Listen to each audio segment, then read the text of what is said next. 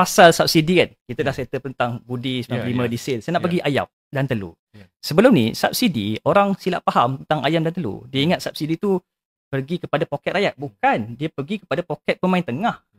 Pemain tengah, bila selama ni, memang sejak beberapa tahun sebelum ni yang panjang tu, subsidi diberi kepada pemain tengah. Yang akhirnya still mencipta masalah. Bila masalah akan muncul? Apabila menjelang perayaan. Apabila menjelang perayaan, harga akan mula melambung. Apabila menjelang perayaan, barang hilang. Bermaksud, ni masalah ni tak selesai dengan subsidi ni sebab ada elemen orang tengah. Dan bila dasar madani yang baru, orang tengah yang korup, orang tengah yang manipulate, saman. Itu dasar yang pada saya sangat berani dan bijak. Dalam masa sama, kita tarik subsidi tu kita kembalikan dengan peruntukan kepada penternak supaya penternak menghasilkan barang.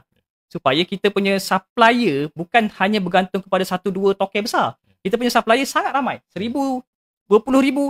Kita melahirkan sebanyak mungkin penternak supaya penternak ni boleh bersaing sesama sendiri. Yang mana akhirnya menyebabkan harga barangan ayam, telur stabil. Dan Alhamdulillah sekarang ni memang secara datanya harga barang telur dan ayam kita sangat stabil. Dan translate